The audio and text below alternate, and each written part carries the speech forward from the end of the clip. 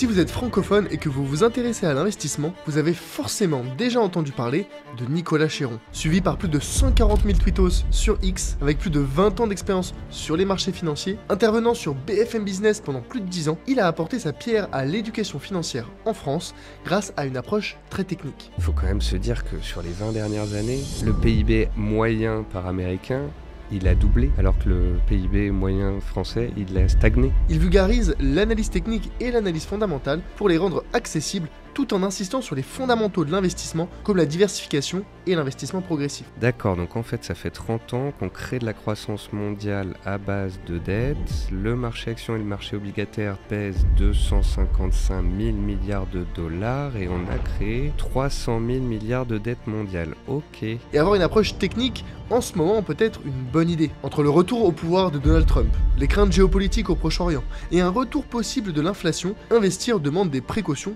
particulières. Tout est possible avec Trump, avec Elon Musk, déréglementation, sortie du système traditionnel, sortie du système des banques centrales, création d'une réserve stratégique, Musk qui détient du Bitcoin chez Tesla et qui détient du Dogecoin également. Et ce sont de ces précautions dont on a parlé aujourd'hui avec Nicolas. On a parlé de la nouvelle génération d'investisseurs qui sont arrivés depuis le Covid et des conditions de marché qu'on connaît depuis, et pourquoi on a peut-être une génération d'investisseurs gâtés. Je n'ai jamais vu autant d'investisseurs de tous les âges, tous les sexes, tous les bords venir en bourse ces 4-5 dernières années. Enfin, c'est une bonne chose, une belle chose pour la France qui est en mal d'éducation financière en fait depuis 20-30 ans. On a échangé sur les répercussions possibles de l'élection de Trump sur les marchés et comment profiter du nouveau paradigme qui approche. Enfin, on a vu comment se positionner dans un marché aujourd'hui survalorisé. Bon visionnage. Nico, il s'est passé beaucoup de choses ces dernières années sur les marchés financiers, sur les marchés boursiers, des choses positives, des choses un petit peu moins positives. Entre 2021, 2022, 2023 et même 2024, il y a eu beaucoup de mouvements et il y a surtout eu beaucoup de nouveaux investisseurs. Et c'est une bonne chose. Toi, comment on essaie d'apporter notre pierre à l'édifice de l'éducation financière en France. Et donc, l'objectif, ça reste de démocratiser l'accès à ce sujet. Mais depuis le Covid, depuis 2020, depuis 2021, j'ai le sentiment qu'on a une génération d'investisseurs, et je dis ça comme si j'étais un vieux de la vieille, mais j'ai 28 ans, mais en tout cas c'est mon regard depuis que je suis dans ce secteur, qu'on a des nouveaux investisseurs qui sont des enfants gâtés. Des enfants gâtés dans le sens où les dernières années, mis à part la parenthèse de 2022, on a eu des super performances en bourse. 2021, plus de 30%, 2023 pareil, 2024, ça s'annonce être une très très bonne année également. Mais derrière, ça a créé une génération d'investisseurs qui s'attendent à ce que ces performances soient la norme. Ouais.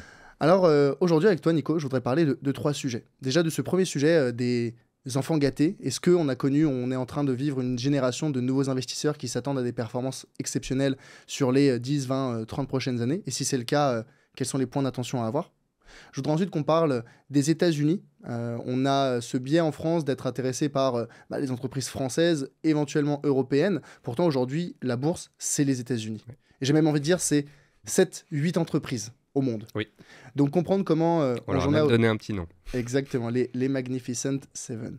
Et donc, comprendre quelle est cette ultra-concentration que connaissent les marchés, quelles sont les implications, et comprendre aussi, parler de notre ami ou Némésis, pour certains, Donald Trump, l'élection récente, quelles sont les éventuelles implications que ça pourrait avoir dans les mois, années qui viennent, et comprendre si on va connaître la même croissance fulgurante qu'on a connue lors de son premier mandat 2017-2021, et surtout, comment réagir derrière, comment investir pour ceux qui ne se sont pas encore lancés ou pour ceux qui débutent dans l'investissement dans un marché qui est aujourd'hui surévalué. Est-ce que ça te convient comme programme? Oui, c'est parfait. Magnifique. Alors, Nicolas, comme je l'ai dit, on a énormément de nouveaux investisseurs qui sont arrivés sur les marchés depuis le Covid, depuis 2020. Sauf que entre mars 2020 et novembre 2024, le S&P 500, pour donner cet exemple, donc la bourse américaine, a fait x2,5.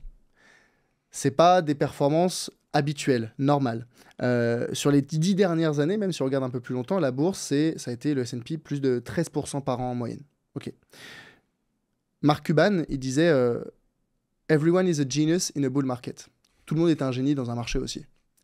Qu'est-ce que tu voudrais dire à ces investisseurs qui sont rentrés sur les marchés ces 5 dernières années, qui considèrent que faire 10, 12, 13% par an, c'est normal? que les performances passées ne présagent pas des performances futures, évidemment. Et puis que quand on regarde l'historique sur les 100 dernières années, effectivement, on n'a pas loin de 9,5% de croissance sur le S&P 500, je crois, depuis 1928. Donc, ce sont de très belles performances. Mais elles ont été mirobolantes ces dernières années.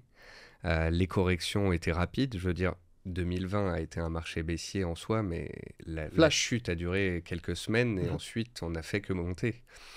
2022 les a peut-être un peu plus formés, notamment pour ceux qui étaient sur les valeurs technologiques, parce qu'on a quand même connu une baisse de 30% du Nasdaq, donc ça piquait un petit peu plus.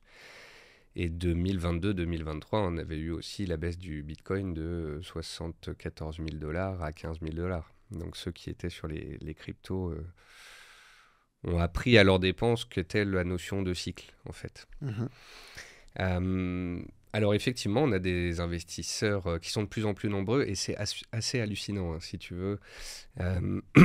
C'est ce qui m'a poussé, moi, à vouloir être de plus en plus présent sur les réseaux sociaux, à monter mon entreprise, à être à mon nom, avec différentes marques, à être un influenceur boomer, en quelque sorte.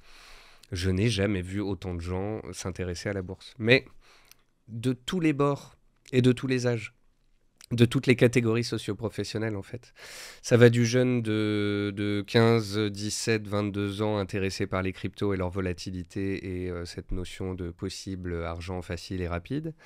Ça va dans les 35, 40, 45 ans qui sont mes amis, qui font leurs premiers enfants, qui ne font pas de bourse, mais qui se disent que ce serait pas mal de créer quelque chose pour pouvoir leur payer leurs études ou leur premier appartement ou des choses comme ça.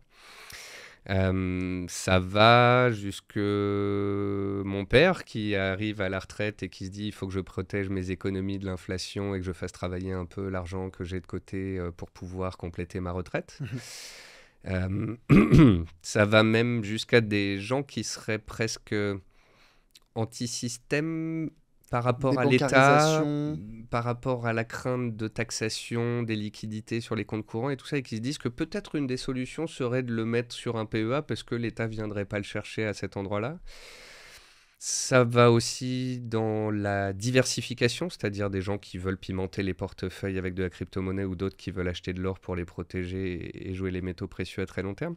Donc, je veux dire, je n'ai jamais vu autant d'investisseurs de tous les âges, tous les sexes, tous les bords venir en bourse ces 4-5 dernières années avec le Covid, avec la digitalisation, avec l'influence, la fine influence à laquelle on participe.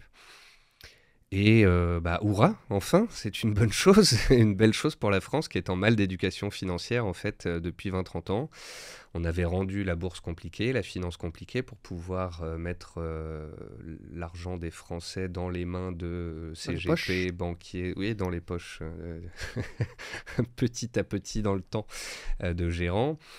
Et avec l'information, la digitalisation, l'hyperconnexion, et des études bien évidemment qui sortent comme l'étude Spiva nous démontrant que 95% des gérants de portefeuille aux États-Unis font moins bien que leur indice de référence, ça y est, ça travaille les gens. On en parle au début sur les réseaux sociaux, puis dans des communautés, et maintenant on en parle au repas de Noël avec le tonton Georges. Donc voilà, c'est, je pense, une très bonne chose. En fait, il y a pas de bonne ou de mauvaise raison de se lancer, je pense, sur les marchés, sur la gestion de ses finances personnelles, sur l'investissement. Chacun voit le sujet par son propre prisme. Comme tu disais, certains... moi, ce que je vois beaucoup, c'est les jeunes parents qui se rendent compte qu'ils n'ont pour l'instant rien mis en place pour leurs enfants, mis à part éventuellement un livret A, et encore, et qui se disent peut-être qu'il faudrait prendre en main ce sujet. D'autres, c'est pour la retraite. D'autres, c'est pour l'inflation. Et finalement, en fait, j'ai l'impression que plus on est dans une situation négative ou qui est douloureuse, plus les gens vont se dire il y a besoin d'agir, il y a besoin de mettre en place quelque chose, il y a besoin de prendre en main nos finances. Et donc, finalement, on est dans ce rebond où on a j'ai pas envie de dire toucher le fond, mais on a ressenti avec l'inflation, avec tous les débats, les manifestations qu'il y a eu autour des retraites, cette nécessité de s'occuper de ce sujet. Et finalement, derrière, maintenant, c'est le rebond et c'est cette démocratisation, quoi. Et on pourrait se dire que les gens sont pessimistes, un peu en dépression. Tu rentres à Paris, il fait pas beau, il y a des dissolutions à l'Assemblée, il y a toutes sortes de choses. Et ça pourrait crisper les gens. Et en fait, non, là, c'est un moteur. C'est un moteur d'action. Ok, on ne doit pas agir pour nous. Ceux qui nous gouvernent ne prennent pas forcément les bonnes décisions. On peut s'informer, se former de plus en plus aisément. Et puis voilà, c'est quelque chose qui fourmille dans la société, en fait. Et puis là, on le voit avec les livres qui sortent. Le prince des ETF sur les ETF, Mathias Bacchino, qui a beaucoup plaidé la cause de l'éducation financière des Français. Mounir Lagoun, chez Finari, Guillaume Simonin, ça n'arrête pas. Ouais, c'est la grande... Mais justement, cette peut-être ultra-démocratisation, je pense qu'on est passé d'un extrême où personne n'en parlait, c'était la chasse gardée des institutionnels et des gestionnaires de patrimoine traditionnels. Ici, on arrive à une quantité d'informations qui est presque infinie. Aujourd'hui, trouver des informations sur l'investissement, ce qu'est un PEA, ce qu'est une assurance vie, ce qu'est un ETF, comment acheter ses premiers ETF, ses premières actions, ses cryptos. L'information, elle est partout, mais c'est peut-être finalement arrivé dans un autre extrême qui est celui de la boulimie d'informations. Et je pense qu'il y a deux sujets, deux problèmes vis-à-vis de cette boulimie. La première, c'est la difficulté à distinguer le bon du mauvais, le vrai du faux. Et derrière, c'est de justement avoir tellement d'informations qu'on ne sait finalement pas quoi faire concrètement. Oui. On nous dit la première étape, c'est A. Non, mais l'autre, il nous a dit que la première étape, c'est B. Puis en fait, il y en a un troisième qui dit que la première étape, c'est C. Ah en fait, j'ai tellement d'informations que je ne sais pas quoi faire et on arrive à cette paralysie. Ça, c'est deux sujets. Du coup, sur le premier sujet, comment est-ce que toi, tu fais ? Alors, bon, à ton échelle individuelle, ça va, mais peut-être pour les auditeurs qui cherchent à trouver des sources fiables d'informations, comment on fait pour savoir vers qui se tourner, qui écouter et qui, surtout, ne pas écouter ?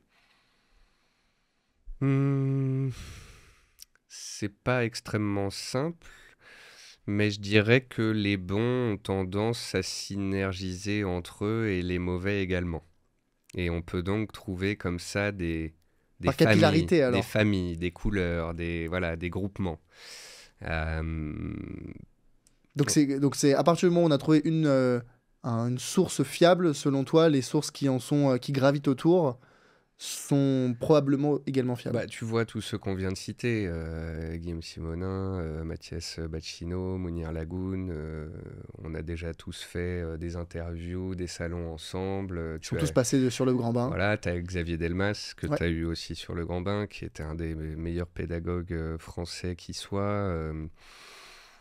C'est quand même plus sur du YouTube, des podcasts et des réseaux sociaux où ils sont tous présents sur Twitter. Alors que dans les pires, beaucoup ne sont pas sur Twitter. Pourquoi ? Tout simplement parce que sur Twitter, quand t'es mauvais ou tu arnaques les gens, tu te fais très vite attraper par la patrouille et t'as des trolls et t'as des gens qui viennent t'allumer. Quand tu es enfermé dans ton petit groupe Telegram à Dubaï et que tu fais des signaux sur le Forex ou les cryptos, t'es dans ta petite communauté, t'es enfermé et personne ne voit les bêtises que tu peux dire et faire à tes lecteurs. Donc, voilà... Il y a aussi les institutions, si tu veux. Mathias Bacchino, Trade Republic. Trade Republic, c'est le courtier qui a la plus grosse croissance d'Europe. Mounir Lagoun, c'est Finari, c'est la société qui aide les Français à gérer leurs finances. Xavier Delmas a travaillé chez Zone Bourse. Zone Bourse, qui est un des médias français présents depuis 20 ans. Oui, donc il y a quand même des références presque un peu institutionnelles. Tu sors pas de nulle part. Voilà. Moi, je fais de l'éducation pour les investisseurs particuliers. J'essaye de leur montrer tous les pièges et les bonnes pratiques. J'ai travaillé pendant 15 ans chez 3 courtiers internationaux. J'ai eu tous les chiffres des courtiers. Pourquoi est-ce que quelqu'un qui ne met pas beaucoup d'argent sur son compte a tendance à faire de l'effet de levier, donc à perdre ? Pourquoi celui qui fait plus du court terme que du long terme a tendance à perdre ? Et tout ça est baqué par les chiffres que j'ai pu constater chez les courtiers. Et puis derrière, toutes les études mathématiques, statistiques qui existent sur les particuliers. Donc, J'aurais aussi envie de dire Dior, D-Y-O-R pour ceux qui connaissent ça, on le dit beaucoup dans les cryptos, do your own research. Bon, une fois que tu as creusé pendant 6 mois, 1 an, quels sont les différents acteurs, tu as quand même commencé à pu séparer le bon grain de livret, les personnes sérieuses ou pas, ceux qui sont financés par des brokers un peu chelous, pas agrémentés. Tu vois, par À exemple, Malte. tu fais des cryptos, t'es avec un broker qui n'est pas PSAN. Voilà, il y a une problématique. Les courtiers Forex, c'était il y a 10-15 ans.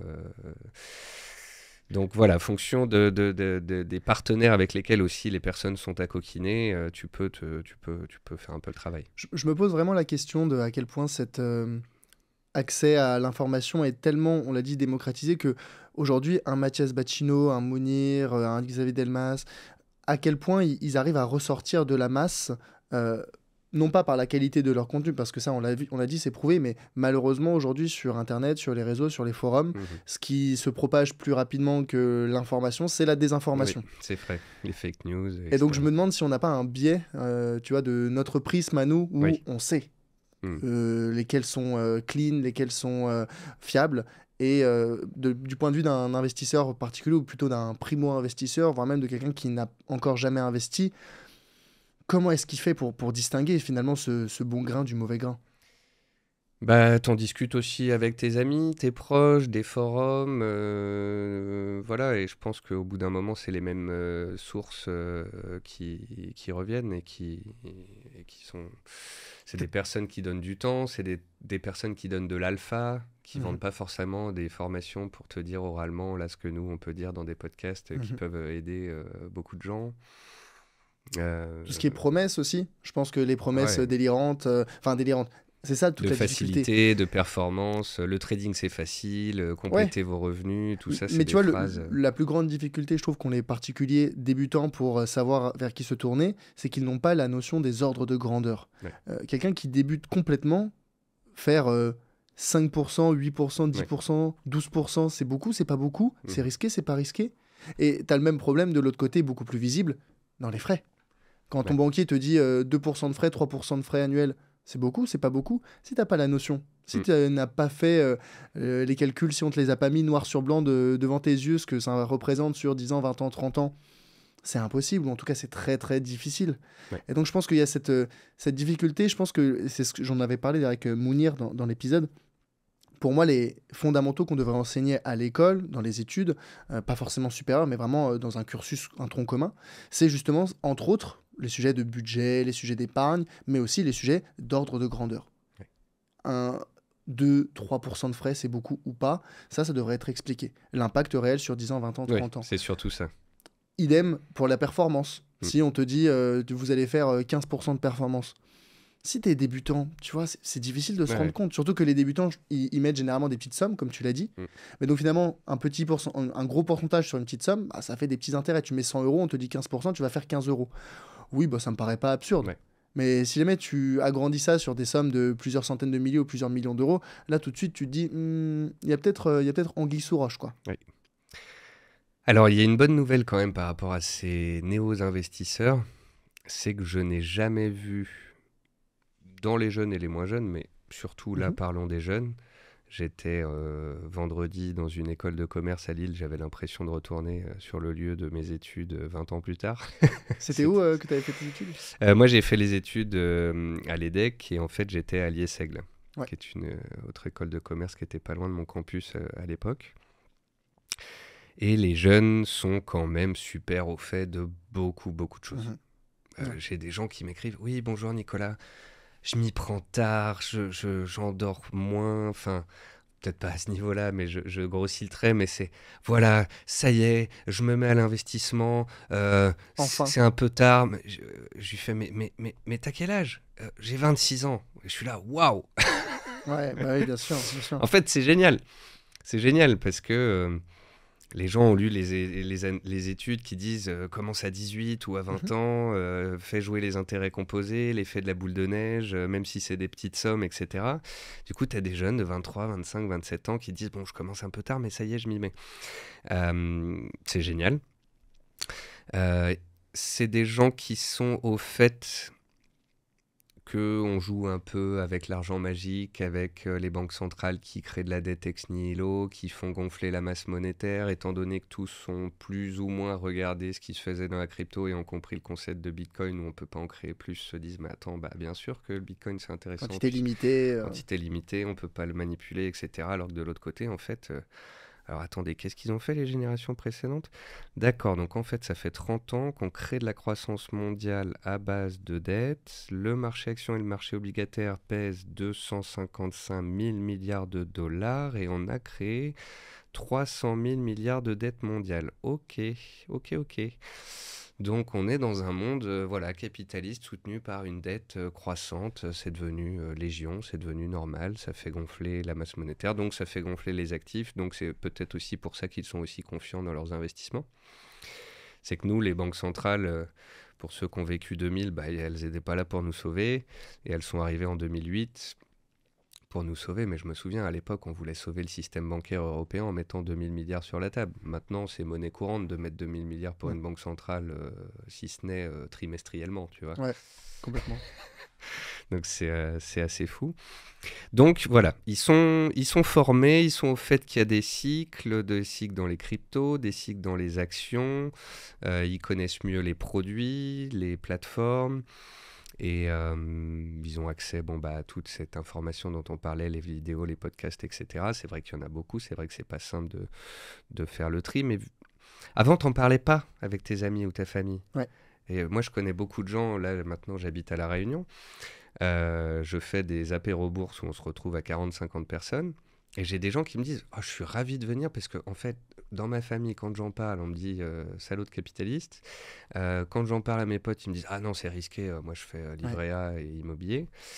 Et donc, ils ont besoin d'en parler. Et les jeunes, eux, ont tendance quand même à en parler entre eux. Tu vois, là, j'étais dans une école de commerce, ils étaient tous entre copains avec tous leurs iPhones. Il y a moins ce tabou. C'est beaucoup moins tabou. L'argent n'est plus tabou. Gagner de l'argent quand tu deviens créateur de contenu, chef d'entreprise, etc., ça s'anglo-saxonise. S'anglo-saxonise. Et alors pour le pire et le meilleur, hein, mais... Oui, mais dans tous les cas, il fallait libérer la parole sur ces sujets pour que ça commence à rentrer dans les mœurs, pour que ça devienne, on va dire... parce que c'est justement en brisant ce tabou que derrière, on va pouvoir partager les bonnes pratiques. Oui. Et que les gens vont pouvoir prendre les bonnes décisions le plus tôt possible. Mais justement, par rapport à l'accès à cette information qui est maintenant libre, on en parle plus facilement, est-ce que selon toi, c'est suffisant, les conseils qu'on peut entendre dans un podcast, une vidéo YouTube, lire dans un livre, ou est-ce que finalement, ce sont des informations très théoriques? Je me suis toujours posé la question parce que moi-même, je suis formateur, mais très souvent, les personnes ont besoin d'un rendez-vous en one-one à la fin pour pouvoir valider leur stratégie et pouvoir passer leurs ordres, cliquer sur acheter. C'est stressant, c'est un moment de panique, on n'a pas envie de faire des bêtises. Et c'est bien qu'ils soient précautionneux là-dessus. Mais donc, je me pose la question, toutes ces personnes qui achètent des livres, qui écoutent des podcasts, qui regardent des vidéos depuis des mois, des années, mais qui ont du mal à passer à l'action, comment on fait pour les aider, ces personnes-là? Est-ce que tu penses que c'est suffisant, ces contenus, pour passer à l'action? Oh oui, je pense qu'aujourd'hui, il y a des choses quand même qui sont extrêmement complètes. Hein. J'ai jamais vu autant de modes d'emploi de l'investisseur en tout, hein, en crypto, en ETF, en actions. Moi, par exemple, j'essaie vraiment d'expliquer aux gens qui, à la base... Pardon. On vous dit de mettre plus ou moins d'ETF, plus ou moins d'actions, de pas DCA sur action, mais certains adorent DCA sur action. On vous dit de mettre plus ou moins de métaux, plus ou moins de crypto, pour X ou Y raison. Et après, il faut faire quand même quelque chose qui nous ressemble. Alors tu me diras, oui, mais celui qui se dit, ok, faut que je fasse quelque chose qui me ressemble, mais est-ce que j'y vais pas? Quand on commence avec des petites sommes. Voilà. Et si tu te dis que tu vas pouvoir commencer avec 200-300 euros par mois, au début tu commences avec 50-100 euros, tu le fais progressivement, tu mets des petits montants, tu auras des petits gains, des petites pertes, tu verras le capital qui va s'accumuler, tu vas prendre la confiance dans l'utilisation de ta plateforme, de la diversification de ton portefeuille. Et je pense que... tu vois, moi je vais même jusqu'à partager le portefeuille de ma femme, Jacqueline DCA de son petit nom. Tout à fait, sur Twitter. Je dis voilà, ma femme elle est ophtalmo, bon bah elle a des actions dans l'ophtalmologie, après elle voulait mettre des ETF, on a mis du MSCI World, elle a un peu d'or, un peu d'argent, un peu de Bitcoin, un peu d'Ethereum, on a mis des pourcentages qui la mettent à l'aise. 10% de crypto, 20% de métaux, 70% d'actions et d'ETF. Et puis c'est mensuel, c'est programmé. Quand ça baisse, elle se dit bah, je rachèterai moins cher le mois prochain. Quand ça monte, elle se dit bah, c'est bien, mon portefeuille s'apprécie. Et c'est pas si stressant que ça, l'investissement progressif, long terme, programmé, automatique. Ça ne doit pas l'être en tout cas. Ouais. Enfin, l'objectif, ça reste quand même d'avoir, comme tu l'as très justement dit, un plan qui nous correspond.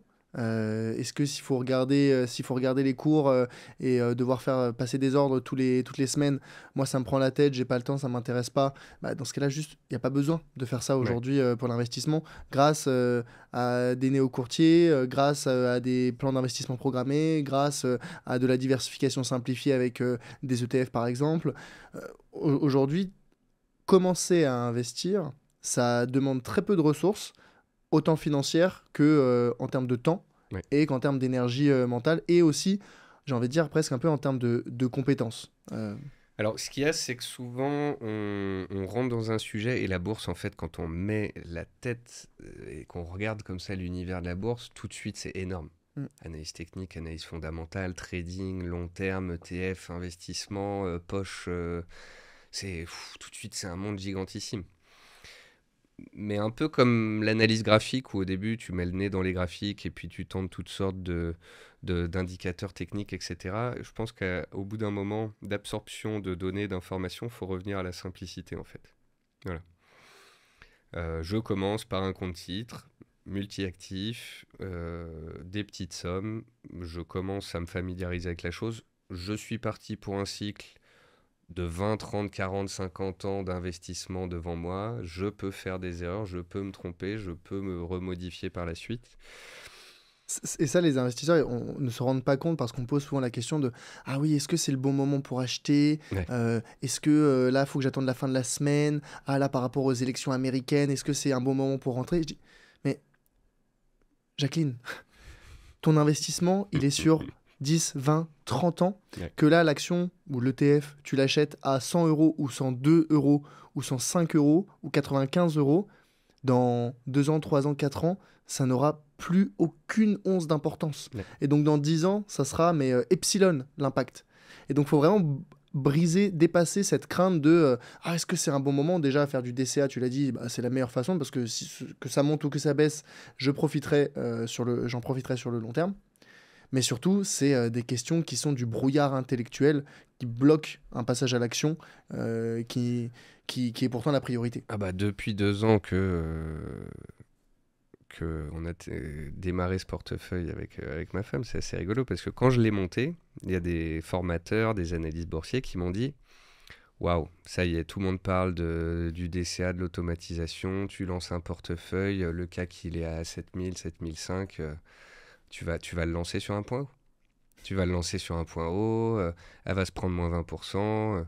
Je dis, bah c'est cool, écoute, si elle commence à investir demain et qu'on perd 20% dans la foulée, elle pourra acheter 20% moins cher, etc.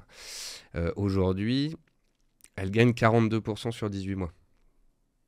Il faut que le marché perde 30% de sa valeur pour qu'elle se retrouve à zéro. Et à zéro, elle ne stresserait pas non plus. Et si demain, le marché perd 50% parce qu'on est dans une des 10 plus grandes crises des 150 dernières années, parce qu'à moins 50, on est vraiment dans de la crise majeure, elle se retrouve en perte de 10-15%, ce qui est tout à fait gérable psychologiquement, vu qu'elle a démarré l'investissement il y a 3 ans et que les sommes ne sont pas complètement folles. Et que de toute façon, tu ne dois pas mettre en bourse de l'argent que tu n'es... j'aime pas prêt à investir, mais en tout cas dont tu n'as pas besoin à court terme. Complètement. Donc voilà, il faut... On ne sait jamais quand il y aura des points hauts, des points bas, des crises, etc. Donc en fait, ce qui compte, c'est de le faire tout le temps, très longtemps. Le meilleur moment pour se lancer, c'était hier. Le deuxième meilleur, c'est aujourd'hui. Ouais.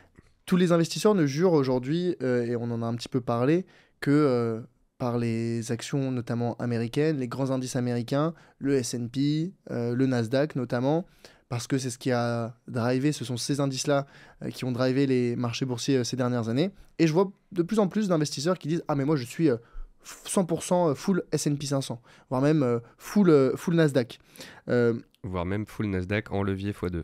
Exactement, parce que il y en a disponible sur PEA, bref.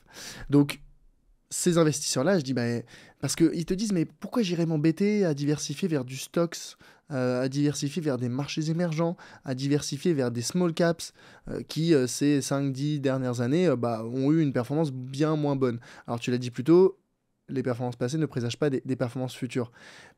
Est-ce qu'il n'y a pas un point d'attention encore plus important à avoir pour ces investisseurs-là?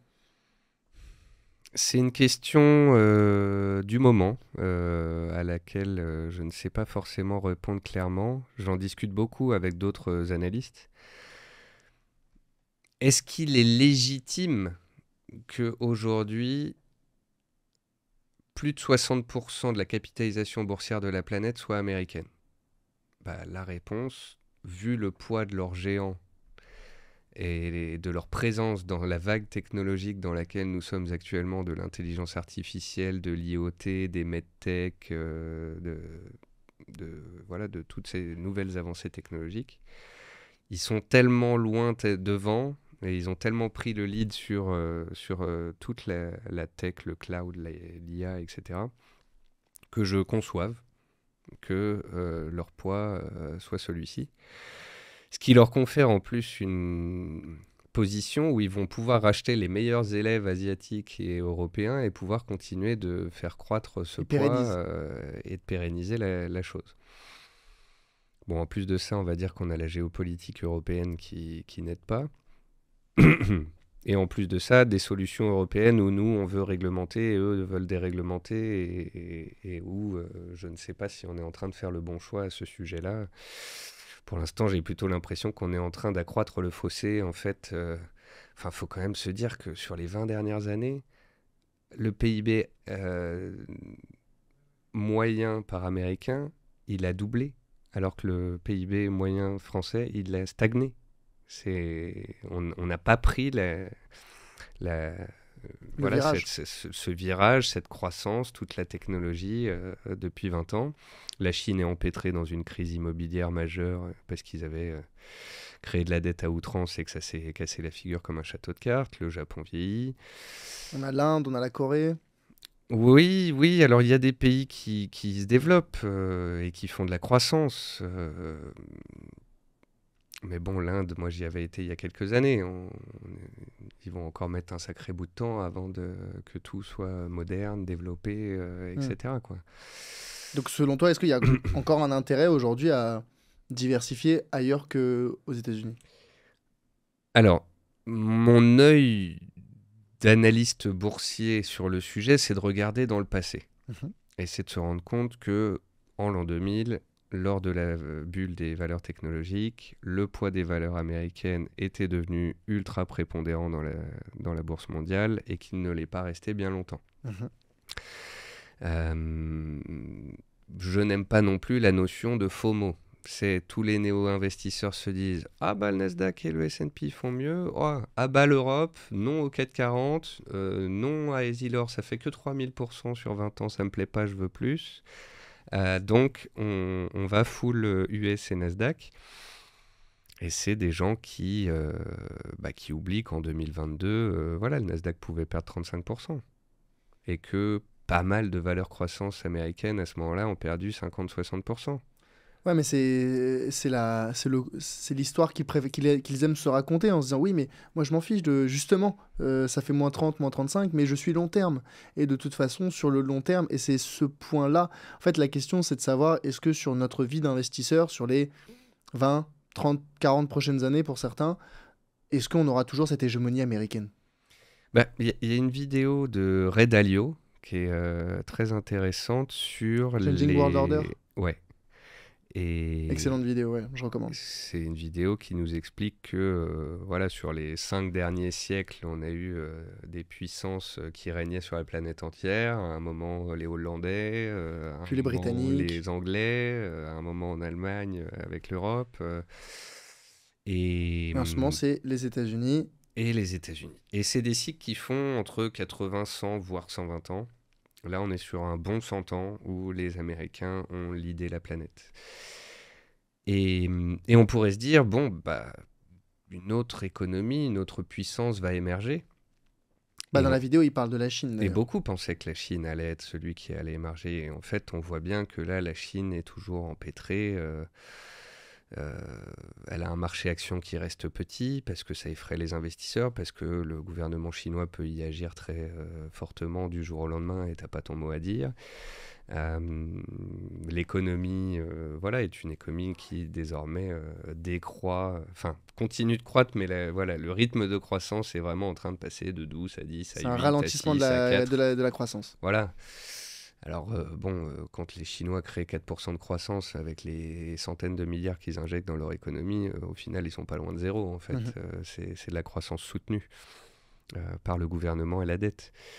Euh, et on n'a pas l'impression qu'ils sont en train de prendre le lead particulièrement. Tu vois, ils sont en train de créer leur système pour l'Asie. Là où nous, on a du Google, du Apple, bah, ils ont leur marque, leurs réseaux sociaux. Et, euh, Oui, ils sont un peu à part. et donc, j'ai plutôt l'impression qu'on va sur une multipolarisation de la planète. Voilà, mais avec quelque chose qui est planétaire et qui est un nouveau continent en quelque sorte, et qui explique qu'on ait continué de créer de la croissance et d'avoir des leaders et d'avoir des boîtes qui... C'est l'Internet. L'Internet, c'est comme si c'était une nouvelle place, un nouveau continent sur la planète, quoi, qui est en pleine croissance, qui est en pleine ébullition et qui est en plus détenu par les US. D'où peut-être aussi l'hégémonie de secteurs d'actifs qui sont moins centralisés ou moins géographiquement centralisés, moins localisés, comme le Bitcoin, comme les crypto-monnaies, Ouais, qui sont absolument partout. ouais. C'est quoi la place que devraient avoir, selon toi, les crypto-monnaies dans le portefeuille d'un investisseur particulier? Encore une fois, ça c'est un peu l'étude de cas. Est-ce qu'il a 20 ans, qu'il est jeune, qu'il est tête brûlée et qu'il est fan de tech et auquel cas ça ne le dérange pas d'en avoir 30, 40, 50% dans son portefeuille et de voir cette tranche de portefeuille perdre 80% en moyenne tous les cycles, Mhm. puisque tous les 4 ans, le Bitcoin perd entre 83 et 86,4% lors des 3 derniers cycles. Soit c'est un bon père de famille qui a 50-60 ans et qui se dit je suis un investisseur curieux, parce que très important de garder cette notion de curiosité même quand on vieillit, qu'on ne devienne pas trop des boomers avariés, etc. Mhm. Dans l'investissement, il faut toujours S'intéresser aux nouveautés. s'intéresser aux nouveautés, les nouveaux courtiers, les nouveaux produits, et, et voilà, je pense qu'il y a des boomers et des retraités qui se disent c'est quand même bien d'avoir 5 à 10% de crypto et de pas mourir bête, si je puis dire. Et que si la thèse du Bitcoin à 1 million prenne, bah, qu'au moins ils en tirent des bénéfices, mais que si le Bitcoin perd 80%, bah, ils ne partent pas plus de 5 à 10% de leur patrimoine, de leurs économies, ou bien de la partie boursière, si on ne parle que de la partie boursière. Donc encore une fois, ça dépend de l'âge, de l'appétence, etc. Moi, je dirais autour de 10%. Ouais. Ouais. Ça, c'est assez, on va dire, la norme recommandée assez généralement. À l'heure où on enregistre, parce que c'est très variable ce type de sujet, à l'heure où on enregistre, le Bitcoin n'est pas loin des 100 000 dollars. Ouais. Ça serait marrant de voir quand sort cet épisode où on en est, mais les faits sont là. Beaucoup de personnes ont peur, autant pour ceux qui veulent rentrer. Ah, on est à un plus haut, j'ose pas rentrer, est-ce que ça va se casser la gueule? Et d'autres qui avaient déjà un petit peu investi ces derniers mois, ces dernières années, et qui se disent waouh, est-ce que c'est pas le moment de vendre? C'est quoi ton avis là-dessus? Est-ce qu'on s'en tient à de la psychologie? Est-ce qu'on s'en tient à l'analyse des cycles? Si on regarde l'analyse des cycles, c'est des cycles de 4 ans. Bear market, stabilisation à plat, bull market de 2 ans. Avec phase haussière, conso, phase haussière. Si on regarde la théorie, j'ai bien dit la théorie, on a eu une année de baisse en 2022, une année de stabilisation en 2023, 2024 première année de hausse, 2025 peut-être donc en théorie, si on suit les cycles, une année porteuse. Après, une année porteuse qui peut quoi emmener à 120 000, 130 000, 150 000. Est-ce que sur un actif qui peut perdre 80% quand ça se passe très mal, j'ai envie d'acheter après 600% de hausse en espérant 30 à 50% de plus? Ça devient un petit peu tricky, ça devient un petit peu plus complexe. D'autant plus quand on a des gens qui n'en avaient pas qui débarquent en disant « ça y est, c'est le nouveau d'un bull run, faut y aller, ça va à 300 000 ». Parce que mon influenceur préféré m'a dit 300 000, 500 000. Et en fait, souvent, les gens reviennent sur une nouvelle cassure de plus haut historique et une accélération haussière. Ça peut durer encore un certain temps derrière, mais souvent ils rentrent trop haut, ils mettent de l'effet de levier parce qu'ils veulent courir après le papier, ils se prennent une correction, ils sortent du marché, ou bien ils rentrent trop haut et puis 2 ans plus tard on est 50% plus bas et ils arrêtent parce qu'ils se disent ah bah non c'est pas pour moi. Donc C'est le graphique de la psychologie de l'investisseur, ouais, là, je sais pas si tu vois. ouais, complètement. Donc Et donc pour toi, 150 000 $, c'est encore une fois pas une projection, mais dans ce qui peut être attendu de manière rationnelle par rapport à ce qu'on a connu précédemment, par rapport aux différents marchés aussi qu'on a pu connaître, c'est rationnel. Alors, moi, je me base notamment sur, non pas des pourcentages, mais des hausses de capitalisation boursière. Si tu regardes le cycle de 2020 à fin 2021, donc cette hausse stratosphérique de 18 mois, tu passes de mémoire de 200-300 milliards à 2500-2600 milliards de capitalisation. Tu as entre 2000 et 2500 milliards de capitalisation supplémentaires qui s'ajoutent. Si tu prends le point bas de 2023 auquel tu ajoutes 2500 milliards de capitalisation, tu arrives à 3000 milliards de capitalisation. On n'en est pas loin, en fait. Alors après, est-ce que tu regardes que le Bitcoin ou est-ce que tu regardes les cryptos dans leur ensemble? Mais voilà, grosso modo, je prends un bump, une hausse équivalente. En termes de capitalisation. En termes de capitalisation. Après, tout peut aller très vite. Demain, tu as une augmentation des tensions géopolitiques et ça craint vraiment, on échoue sous les 100 000 $, on revient à 80 et tout le monde dira c'est un retour légitime sur les anciens plus hauts, c'est une respiration naturelle. Après-demain, tu me dis Microsoft rentre une réserve de Bitcoin dans sa trésorerie en décembre, Trump arrive en janvier, lance la réserve stratégique, ils annoncent X milliards d'achats de Bitcoin tous les mois, ça va vite. Hein. Comme le Salvador qui a fait du Bitcoin leur monnaie principale. On ne sait pas, hein, avec Trump demain à la tête des États-Unis, ce qu'il pourrait mettre en place. Tout est possible avec Trump, avec Elon Musk. On voit bien que voilà, c'est déréglementation, sortie du système traditionnel, sortie du système des banques centrales, création d'une réserve stratégique. Musk qui détient du Bitcoin chez Tesla et qui détient du Dogecoin également. Voilà, c'est très spécial, mais c'est très porteur. C'est très porteur, donc c'est une classe d'actifs qui ne disparaîtra pas du jour au lendemain et qui risque de continuer à être porteuse. Après, les cycles sont tellement rapprochés, si tu veux, que si on est à la fin de la troisième année du cycle et qu'il reste encore un an de hausse, derrière il y a de la baisse, etc., on peut quand même se dire que si on n'a pas de crypto et qu'on veut commencer à investir dedans, qu'on peut peut-être commencer maintenant, mais avec des sommes peut-être un peu réduites, et puis de se dire, si on étudie les cycles et qu'on se dit les cryptos sont cycliques, elles fonctionnent comme ça, j'en achèterai dans une période où elles seront déprimées, et où plus personne n'en voudra, et où le copain qui t'envoyait des copies d'écran à x10 sur son portefeuille en effet de levier sera sorti dans le rouge et sera en dépression, tu vois. Classique. Mais tu disais, en vrai, moi j'étais exactement dans ce schéma-là où 2017, décembre, j'avais acheté mes premiers bitcoins, enfin, première fraction de bitcoin malheureusement, premier Satoshi.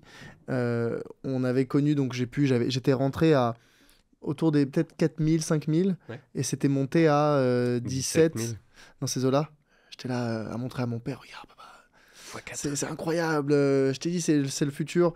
Et puis janvier 2018, ça m'a recalmé, on est redescendu pareil à 3-4 000, enfin même en dessous de mon niveau d'achat initial.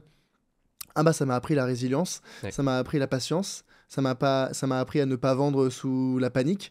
Donc je pense que les cryptos, on peut critiquer ce secteur pour tout un tas de raisons. Ça reste une excellente école pour les investisseurs qui vont apprendre de manière peut-être un peu abrupte ce que les marchés financiers peuvent offrir ou en tout cas faire subir sur le long terme. Mais du coup, c'est ce qu'on disait tout à l'heure. on est face à des jeunes et moins jeunes qui se mettent à la bourse, mais qui ont des meilleures plateformes, des meilleurs outils, des meilleurs moyens de se diversifier sur plein d'actifs, des meilleurs moyens de faire de l'achat automatisé, de lisser dans le temps, qui voient les cycles crypto et qui ont conscience aussi de ce qu'a fait le Covid sur le marché action et des cycles économiques et macroéconomiques sur le marché financier dans son ensemble. Et j'ai bon espoir que si on a des crises et des baisses puissantes sur la plupart des actifs, que les gens se disent oui, mais non, mais c'est normal, ça fait partie du quotidien des marchés, de l'histoire. Il faudra continuer d'investir et de profiter de ce genre de période. C'est pour ça que toi, comme moi, comme tous les créateurs sérieux dans le monde de la finance, de la finfluence, bah, on rabâche tellement ce sujet de la psychologie, cette maîtrise des biais comportementaux, le fait qu'il ne faut pas paniquer si jamais on a une baisse, que les corrections, c'est normal, c'est même sain, c'est même bon pour un marché parce qu'on ne peut pas faire que monter tout le temps, Ouais. et que plus ils sont grands, plus la chute est dure, et que s'il doit y avoir des corrections ou des marchés baissiers, vaut mieux qu'ils arrivent en début de parcours qu'en fin de parcours. Oui, oui, oui. Après, il y a comment dire. J'avais fait une petite newsletter à l'époque sur Tu es le pire investisseur au monde. Et c'était la courbe de performance d'un investisseur qui commence un DCA la veille des cracks boursiers. 1929, 1987, etc.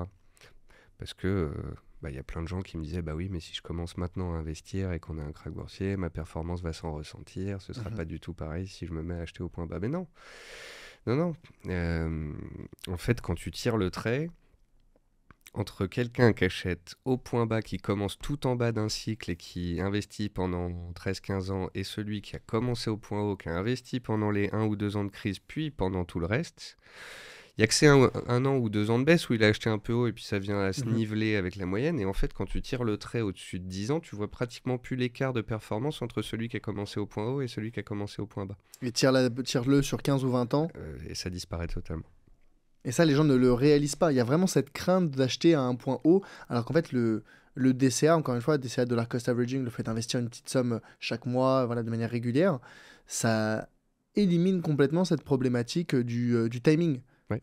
Parce que, encore une fois, essayer de timer le marché, c'est la meilleure façon de se prendre les pieds dans le tapis et d'acheter à un mauvais moment, justement, avant une baisse, ou même psychologiquement. Moi, c'est ce que je dis, il y a plein de gens, parce qu'il y a eu des études, là-dessus, tu l'as sûrement vu, entre le DCA et le lump sum. Oui. Lump sum, le fait d'investir tout d'un coup, statistiquement, c'est plus rentable. Oui, parce que pourquoi ? Mathématiquement, tu as investi ton capital qui ne subit donc plus l'inflation, et vu que sur le long terme, les marchés sont haussiers, bah oui, tu as plus de chances de gagner. Mais, et c'est ce mais que les néo-investisseurs n'ont pas en tête, si jamais c'est la première fois que tu investis et tu as une certaine somme, même 1000, 10 000, 50, 100 000 euros, peu importe, tu investis tout avec une crise qui arrive peu de temps après, mais là, les conséquences, elles sont très graves, potentiellement très graves, et tu t'en mords beaucoup plus les doigts.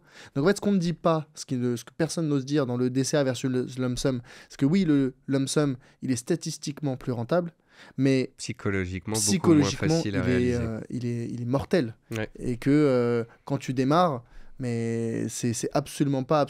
Le downside est beaucoup plus grave que l'upside apporté potentiellement par le lump sum. Moi, je dis, je fais pas de conseils financiers, mais j'ai forcément beaucoup de lecteurs qui me demandent voilà, ça y est, j'ai touché une somme, est-ce que je la mets d'un coup, etc. Souvent, je leur dis comparez-le avec votre patrimoine actuel et votre portefeuille actuel. Si tu as un portefeuille boursier PEA plus compte titre de 50 000 euros et que tu as touché 10 000 euros parce que, je sais pas moi, ton père a vendu un appart ou quelque chose, tu as touché un bonus, une grand-mère qui donne de l'argent à ses petits-enfants, qui fait un don d'usage ou des choses comme ça. Bon, bah voilà, tu vas un peu booster ton portefeuille, c'est une certaine somme, mais ça représente quand même à terme que 16% de ton portefeuille global, c'est pas énorme. Et psychologiquement, l'impact ne devrait pas être trop important. Si ça fait 3-5 ans que tu as commencé la bourse, que tu as un tout petit salaire, que tu as au final 20 000 en bourse et que tu viens d'hériter de 150 000 euros, c'est pas du tout pareil. Clairement.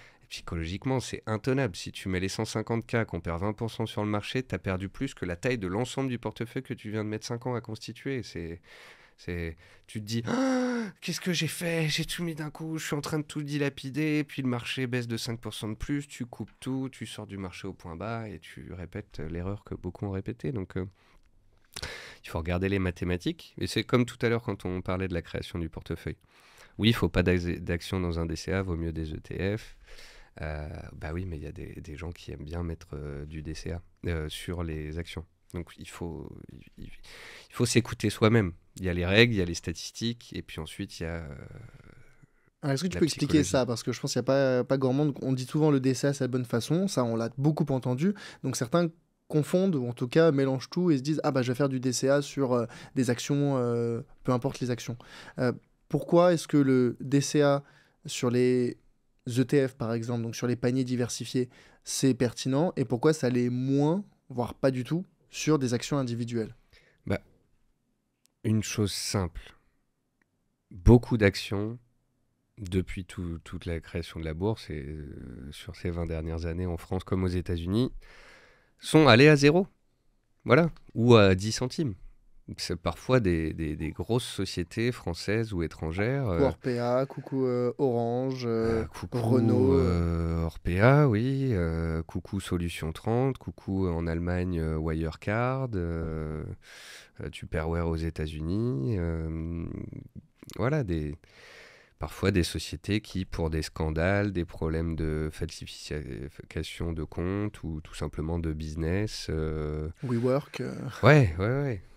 AOL, etc. Donc des boîtes qui ont été des fleurons parfois et qui ont quasi disparu.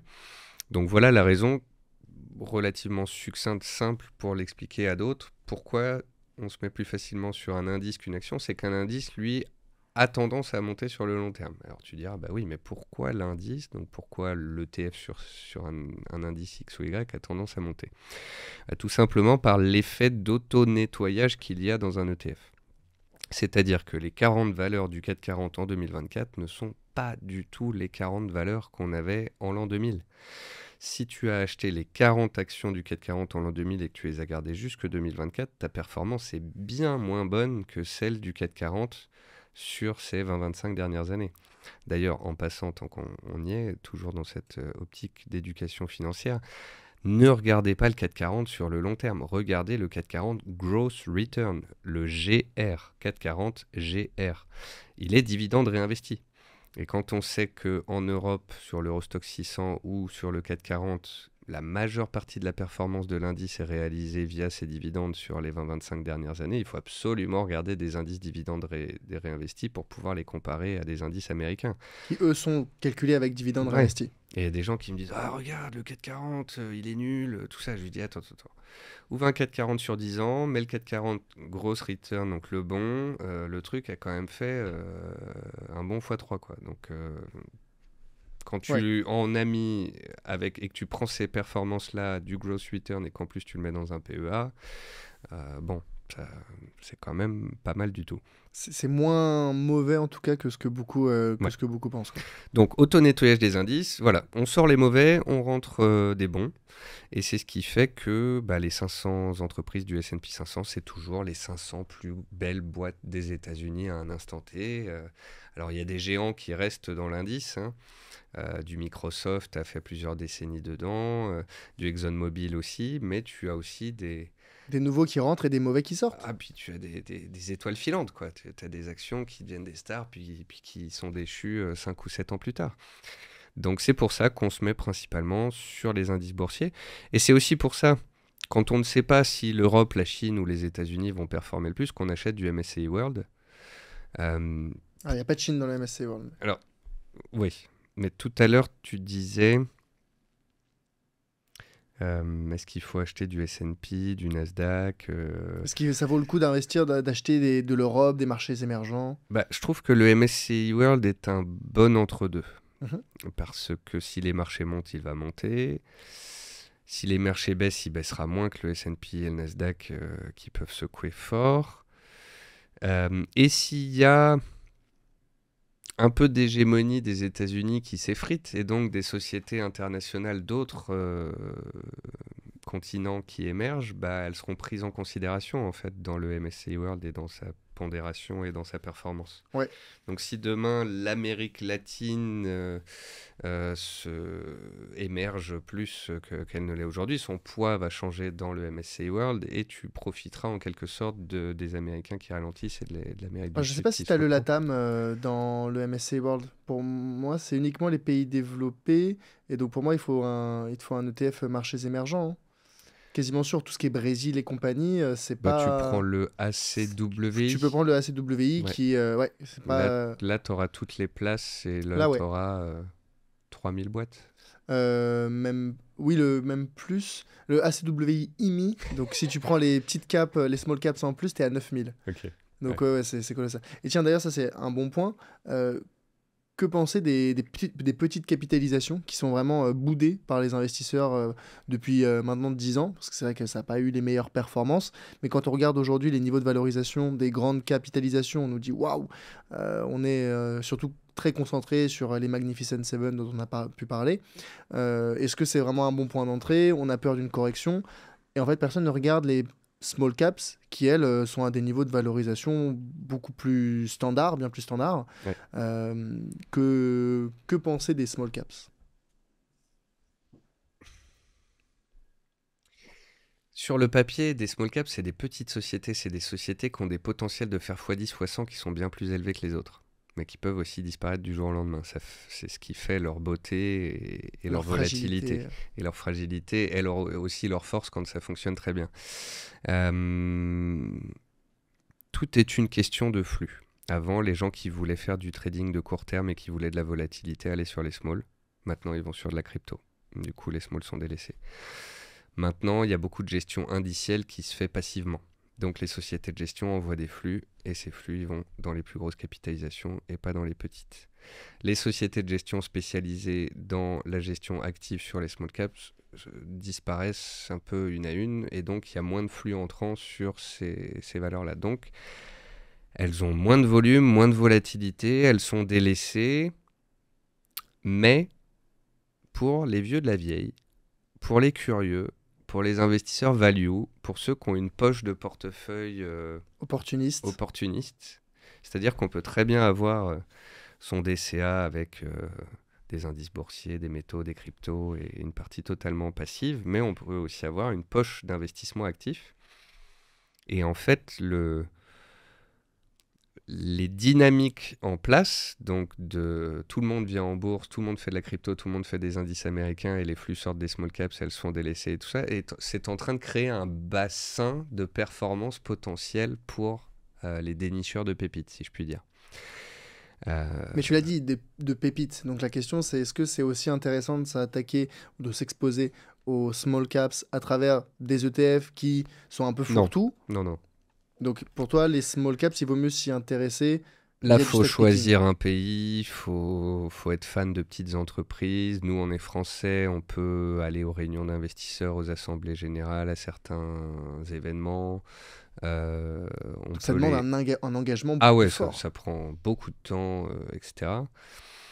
Regarde William Higon, qui est aussi venu d'ailleurs sur le podcast. Lui, pareil, il disait qu'ils allaient rencontrer chaque dirigeant d'entreprise dans laquelle ils investissaient, parce qu'on peut se le permettre, déjà, parce que ça permet de connaître le management, parce que ça permet de prendre la température. Mais soyons honnêtes, quel investisseur particulier fait ça? Peu. Par contre, tu as des services qui te permettent d'avoir cette information de qualité. C'est rare, hein, c'est rare. Moi, j'ai un ami avec qui je travaille qui s'occupe du site Master Bourse. C'est un investisseur individuel passionné depuis 15 ans qui suit son groupe d'entreprises, qui va aux assemblées générales, qui rencontre les gérants, il est à fond dedans, il vit de ses portefeuilles boursiers. Donc c'est un métier. Mais ensuite, il fait des écrits, des newsletters, des retranscriptions de ses réunions SFAF et de ses réunions avec les chefs d'entreprise qu'il fait pour sa communauté. C'est un petit service payant qui n'est pas bien cher pour la qualité dedans. Et voilà, il y a des passionnés qui adorent ça, qui adorent des histoires familiales, des excès de valorisation tombés au tapis, des potentiels OPA, des potentiels OPR, de groupes qui sont déjà tenus par des familles à 80-90% et qui laissent coter le flottant, mais quand l'action perd 30 ou 40%, ils disent ok, vas-y, on la sort de la bourse, on rachète tout. Et ça, on a commencé à en voir pas mal en 2024, et en fait, si ça continue en 2025-2026, cette bipolarisation des marchés financiers et des flux, bah, ça va être un terrain de chasse pour investisseurs avertis. Mais tu l'as dit, tout est dans le Ouais, averti. avertis. Mais c'est bien, parce qu'aujourd'hui, on a cette possibilité. Tu veux investir Jacqueline DCA avec ses ETF, MSCI World, ou tu veux être plus engagé, aller aux assemblées générales, faire du stock picking, éventuellement de l'analyse technique fondamentale, peu importe. Tu as aussi ton terrain de jeu. L'important, moi, c'est ce que je dis, c'est de trouver le terrain de jeu qui correspond à chacun et de pas aller sur un territoire qui nous convient pas parce que c'est là où on fait les erreurs et on prend les mauvaises décisions. Bah, ça vient souvent d'un de tes meilleurs copains, en fait. Hmm. T'en as un qui est commercial, qui est sur la route parfois, qui a des pauses, qui peut avoir accès à son PC un peu toute la journée et qui te dit bah moi quand j'ai des pauses, que je suis en déplacement et que je peux pas rentrer dormir à la maison, je fais un peu de forex ou un peu de crypto, machin. Et puis t'as son pote Jean-Louis qui travaille en entreprise de 8h à 17h, qui peut pas checker son portefeuille, etc. S'il lance un scalp sur le DAX ou autre indice et qui peut pas couper son ordre ou gérer ses stops pendant toutes ces heures de réunion et de déjeuner pro, il est complètement largué. Donc il faut toujours se poser la question, est-ce que ce que je suis en train de faire correspond au temps disponible que j'ai pour pouvoir le faire, Et aux compétences aussi. à mes compétences, et voilà, pour quelle surperformance aussi. Parce que tu as des investisseurs qui me disent « Waouh, cette année, le S&P fait 20, j'ai fait 32. » Ok, magnifique, super. Et tu y passes combien de temps ? Ah bah là, je suis passionné, je suis retraité, du coup j'y passe une demi-journée par jour, tous les jours de la semaine, toute l'année. Et c'est des gens qui vont moins profiter de la vie, de leur jardin, de leur femme ou d'aller voir les petits-enfants parce qu'ils gèrent des positions, qui passent 6 heures devant le PC. Mais au moins, c'est fait en pleine connaissance de cause. Ouais. Mais tu vois, à la fin de l'année, je lui dis donc vous avez un portefeuille de X milliers d'euros qui a fait plus que ça de l'indice, donc la différence, c'est ça, c'est Y. Est-ce que passer la moitié de votre vie devant le PC assis pour extraire, vaut ce delta. Est-ce que ça vaut ce delta ? Et puis, généralement, il faut aussi leur dire, et en 2022, ou une année un peu complexe, tu vois, une année de range, ou un truc où l'indice a été compliqué, combien vous avez fait de sous-performance ? C'est-à-dire, est-ce que la surperformance de court terme qu'ils sont en train de générer n'est pas que quelque chose qui vient éponger des pertes sur une période plus complexe. Donc voilà. C'est le grand non-dit, notamment même des banques qui font des réunions d'investissement pour les investisseurs en banque privée, où on leur montre la performance de 2-3 fonds de la banque en question, mais on met sous le tapis toutes les autres qui ont eu des performances dégueulasses pour dire regardez comme il est beau, il est joli notre fonds. Et en fait, la réalité, c'est que eux, ils préconisent l'ensemble de leurs fonds. Donc voilà, on peut pas regarder que d'un seul prisme. Mais tu vois, ce sujet pour les marchés boursiers, avec la possibilité de faire du très diversifié ou au contraire de s'engager de manière importante et être investi dans du stock picking, tu l'as aussi sur l'immobilier quand j'avais reçu Xavier Delma qui me disait mais moi je fais beaucoup d'immobilier courte durée, équivalent du stock picking ou du trading pour la bourse. Il me disait mais c'est la majorité de mon temps. Et j'y passe mes journées, j'y passe mes semaines, j'y passe mes... Voilà. Mais parce que ça l'anime, parce qu'il adore faire ça, parce que ça l'intéresse, parce qu'il a les compétences pour. Alors qu'il y a tellement de particuliers qui se disent ouais, moi je vais acheter un bien, je vais le mettre en Airbnb, location courte durée. Vas-y, lance-toi. Mais... Les réflexions, les impôts, les taxes, la gestion travaux, de l'appart, les allers-retours, la femme de ménage, les machins, les trucs. On se rend pas compte. Alors là-dedans, ça va, dans la bourse, on a de la chance. Tu peux acheter, vendre un bien en 2 clics. C'est un des avantages principaux de la bourse. Ouais. Sûrement pas passer à côté de l'information. Donald Trump a été élu 47e président des États-Unis. Il entre en fonction en janvier 2025. Parmi les mesures qu'il a annoncées, pas mises en place, c'est important cette distinction, il y a notamment l'allègement de la réglementation, la baisse de la fiscalité pour les entreprises et la hausse des droits de douane. Toujours dans cet objectif de Make America Great Again, on va surtout consommer et produire américain, et qui va en pâtir? La Chine en premier, probablement, mais également aussi les États-Unis, l'Europe, pardon. Avoir cette hausse des droits de douane, ça va mécaniquement impliquer, on va pas aux États-Unis arrêter à 100% de consommer chinois ou européen, donc on va probablement avoir un retour de l'inflation. Inflation que la Fed, Réserve fédérale américaine, a mis 2 ans à étouffer. Oui. Le sujet, c'est donc comment se positionner par rapport à cet éventuel retour d'une hausse de taux, enfin de l'inflation qui va engendrer potentiellement une hausse de taux sur la partie obligataire. Partie obligataire qui est un peu délaissée de la part des investisseurs, même si on a connu des taux plutôt élevés ces derniers temps. On pourra parler d'ailleurs de Warren Buffett qui a beaucoup de cash et qui est notamment des bons du trésor. Aujourd'hui, là, on se pose vraiment la question. On a eu des taux très élevés. Ça s'est calmé avec grâce à la Fed. Là, potentiellement, on va avoir un regain de l'inflation avec les hausses de droits de douane américains. Comment on fait aujourd'hui quand on est un investisseur particulier et qu'on veut investir en obligations?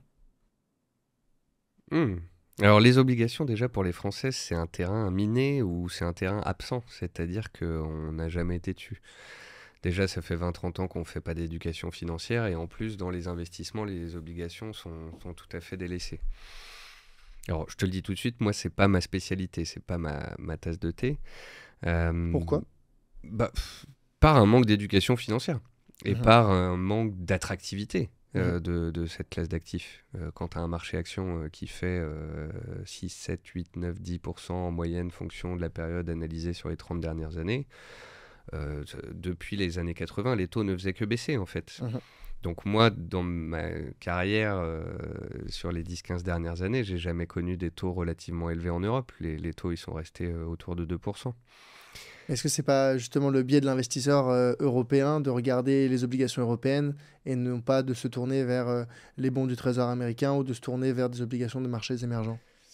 On vient de s'y mettre. On vient de comprendre qu'il y avait la possibilité d'acheter des obligations de la zone euro ou des obligations aux États-Unis, d'avoir une belle rentabilité. Mais ça reste pas encore simple de les acheter, tu vois. Il y en a certaines via les ETF. Il y a des ETF obligataires, tout à fait. Mais voilà, c'est encore pas très intuitif pour le particulier de se mettre là-dessus.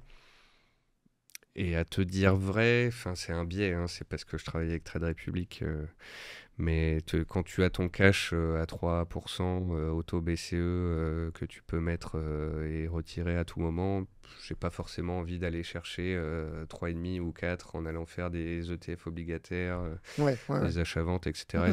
et de me compliquer la vie. Warren Buffett, il va chercher du 4,5 sur des bons du trésor à court terme. Tout simplement, ouais.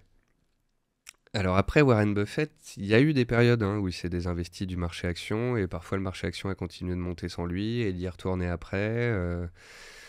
Est-ce qu'il a arrêté d'acheter des actions à court terme? Non, puisqu'il vient de rentrer dans Domino's Pizza et de mettre plusieurs centaines de millions, me semble-t-il. Bon, de toute façon, je le vois mal rentrer avec moins de 100 millions il peut pas, dans une boîte, mais il vient de rentrer dans Domino's Pizza. Mais il est sorti de Apple, enfin pas sorti, mais... Il a sorti du Apple et du Bank America, oui.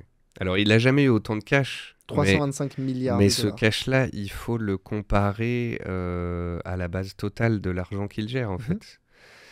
Et alors, j'ai plus le chiffre exact, mais je crois L'encours que de Berkshire? Non, mais grosso modo, il est ces 20-25 dernières années entre 12-15 et 20-22% de cash dans son fonds. Ouais, probablement.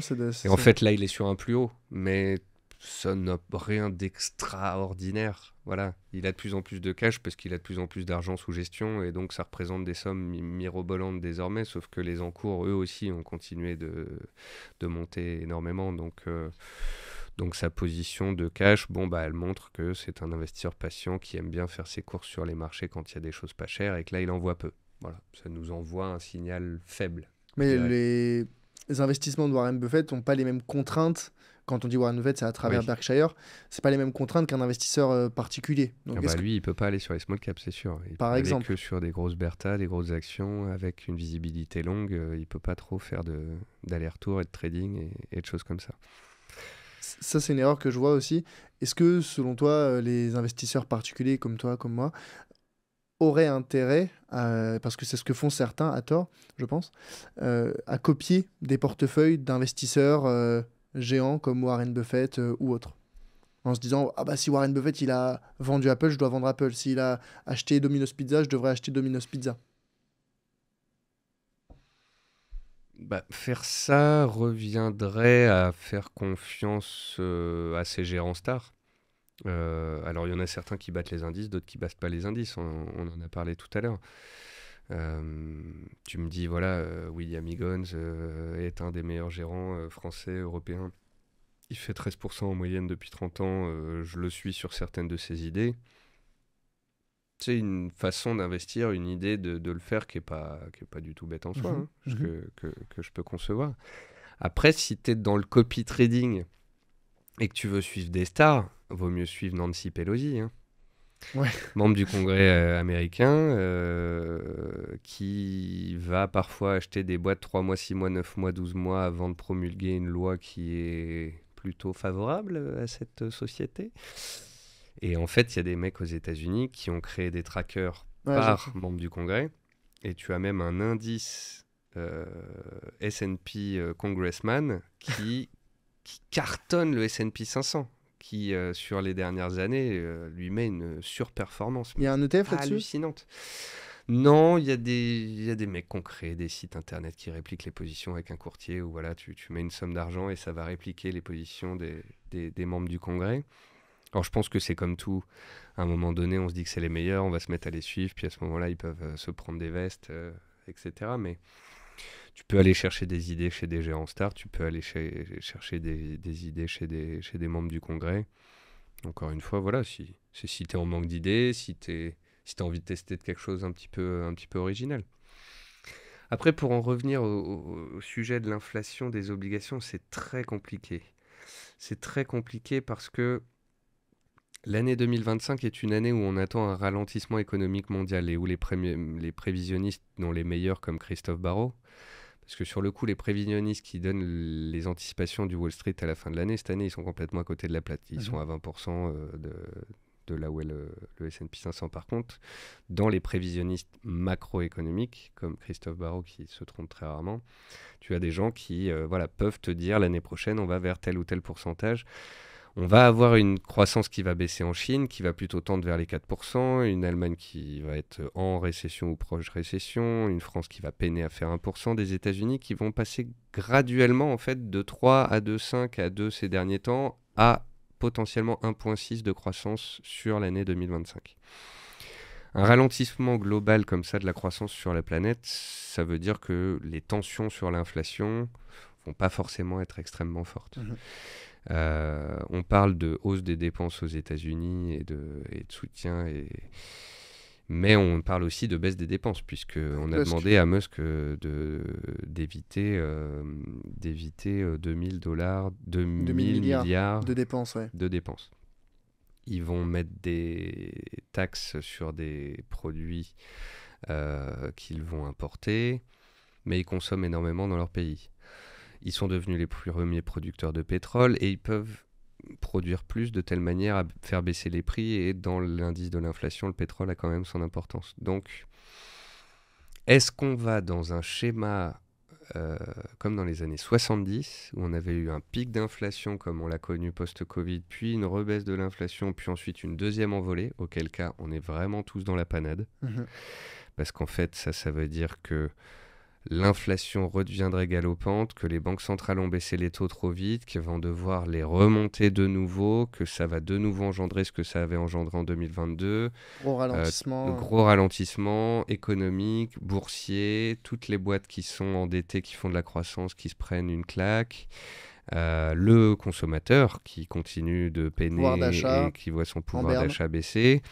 Donc, tu as envie derrière, sur des cryptos, des actions ou de l'IMO, de te séparer de certains actifs pour pouvoir continuer de payer tes factures.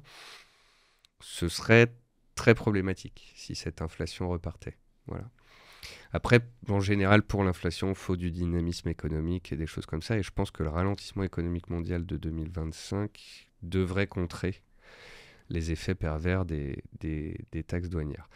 D'autre part, concernant ces taxes douanières, il faut que j'aille chercher un vieux graphique que j'ai vu passer, mais il me semble, si je dis pas de bêtises, les auditeurs vérifieront, qu'en fait, Donald Trump, c'est un mec qui parle de taxes, de barrières douanières, de taxes à gogo. Ouais, les Chinois, on les a taxés, les Européens, on va les taxer parce que America First, etc. Mais en fait, en nombre de hausses Mhm. sur des produits, il a fait moins que Biden. Ah ouais? Donc, il parle beaucoup, mais il fait pas énormément, en fait. Et lors du premier mandat de Trump, on parlait tous les jours de la guerre économique avec la Chine, blablabla, les Chinois, on va mettre des... Et le C'est là, il disait marché quand même. prenait 1%, Ouais. perdait 2%, ça n'arrêtait pas d'avoir une volatilité folle sur le marché. Au final, c'était du bruit. Au final, ça n'a pas changé grand-chose. Au final, ils ont mis des taxes d'un côté, les autres de l'autre. C'est des économies qui sont interdépendantes. Si la Chine ralentit, arrête de bosser avec les US peuvent pas non plus avancer et pallier.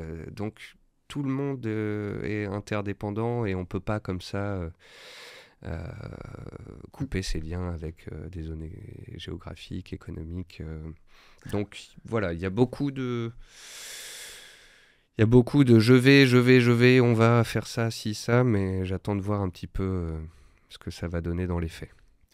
Et donc concrètement, effectivement là, il y a encore beaucoup de non-dits, enfin pas de non-dits, mais de, on va dire, d'annonces de Trump sur ce qui va se passer aux États-Unis et a fortiori sur les marchés boursiers, parce qu'on l'a dit plus tôt, c'est drivé aujourd'hui encore par les États-Unis.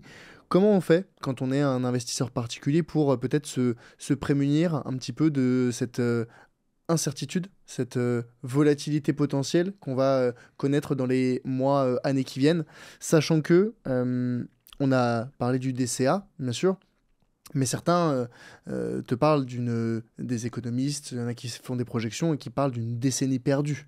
Et Mhm. là, le DCA, il va pas forcément te sauver, sauf si ton horizon il est vraiment très long terme. Comment on fait? C'est quoi les classes d'actifs peut-être à privilégier? On a parlé des obligations plus tôt. On a vu que c'est pas la classe d'actifs la plus simple à attaquer. Est-ce qu'il faut aller sur l'or? Est-ce qu'il faut aller vers le cash? Est-ce qu'il faut aller vers l'art? Comment on fait? Hmm, je pense que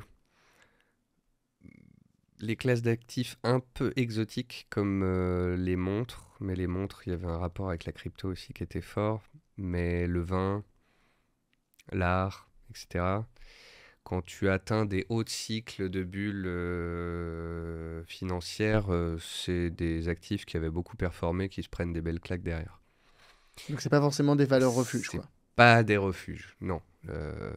Les vrais refuges, ça va être d'avoir un petit peu d'obligations avec des rendements en quelque sorte quasi assurés. Ça va être d'avoir des métaux précieux, à mon sens.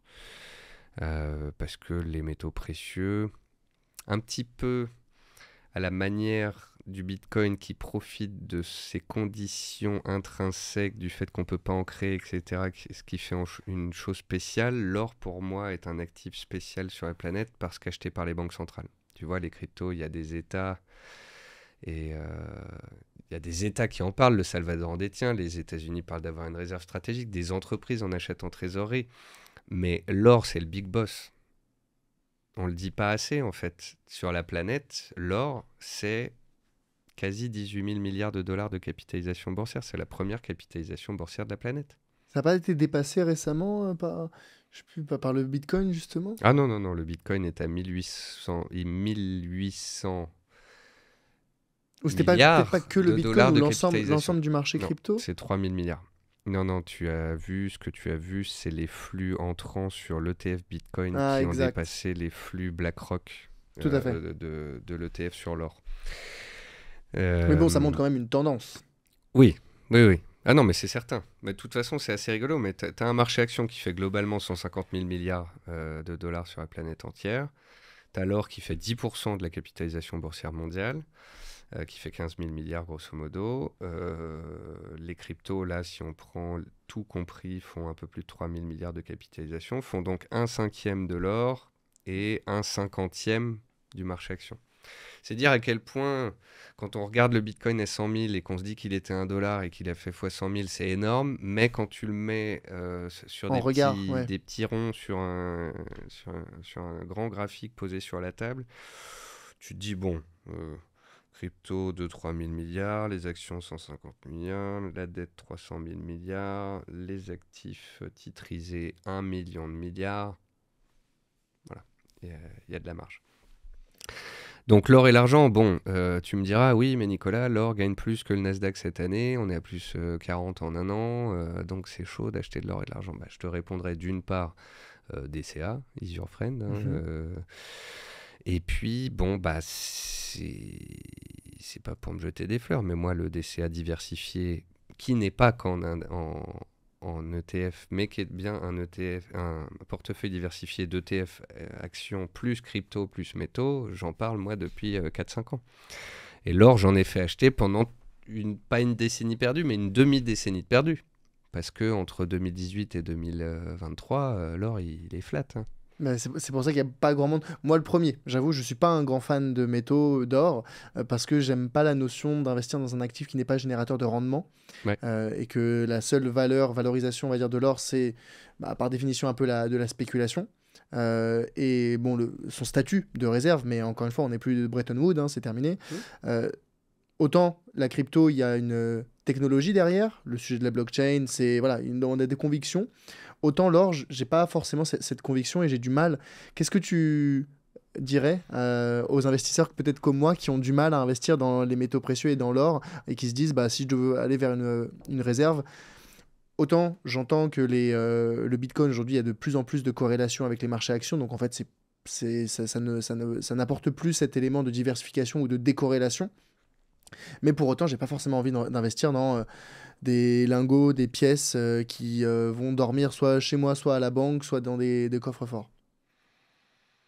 Bah, les marchés actions montent parce qu'ils sont soutenus par des États qui créent de la dette et un système de dette. Les cryptos sont soutenus parce qu'on veut créer un autre système que ce système défaillant. Qui sont les plus gros acteurs de la planète sur les marchés financiers? Les banques centrales. Et la différence, donc, c'est l'idée à laquelle je voulais arriver tout à l'heure, qui diffère par rapport à tout là, c'est que s'il y a bien un actif qui est acheté par les banques centrales, et ce sur des niveaux records actuellement, c'est l'or. Alors avant, c'était...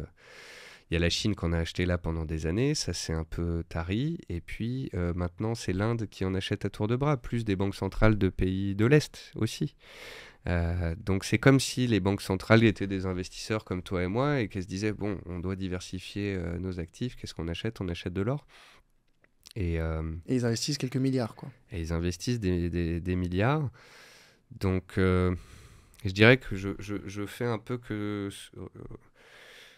qu'avoir des raisons bêtes et méchantes d'acheter certains actifs. Est-ce que la bourse est chère, mais est-ce qu'elle peut continuer de monter? On va continuer de créer de la dette et d'avoir des plans de soutien en Europe, en Asie, aux États-Unis. Ça peut continuer de faire monter la masse monétaire, donc la capitalisation boursière mondiale, donc je veux des actions.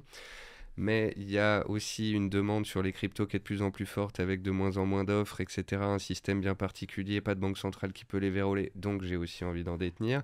Ah oui, mais il y a l'or, premier actif de la planète, qu'achètent les banques centrales elles-mêmes, qui peut protéger contre l'inflation et qui, dans des périodes de troubles comme en 2022 quand il y a la guerre en Ukraine et que les actifs boursiers se cassent la figure, a tiré son épingle du jeu. Donc ça reste une bonne valeur refuge dans tous les cas. Ouais. Et puis, en fait, souvent maintenant, quand j'ai la discussion avec des amis, je leur dis, tu sais, moi, je suis incapable de te dire si dans 10 ans, le S&P, l'or ou le Bitcoin sera plus cher qu'il ne l'est aujourd'hui. Mais je pense qu'avoir les trois n'est pas déconnant, quoi. Et comment est-ce que tu t'exposes dans ce cas-là à l'or? Il y en a qui pensent aux ETF Bitcoin, il y en a qui pensent à acheter des pièces des lingots. Quelle est ta vision? Alors sur l'or, de façon simple, 3. La première, c'est un compte titre. Je le répète, on ne met pas de métaux dans un PEA, c'est pas possible.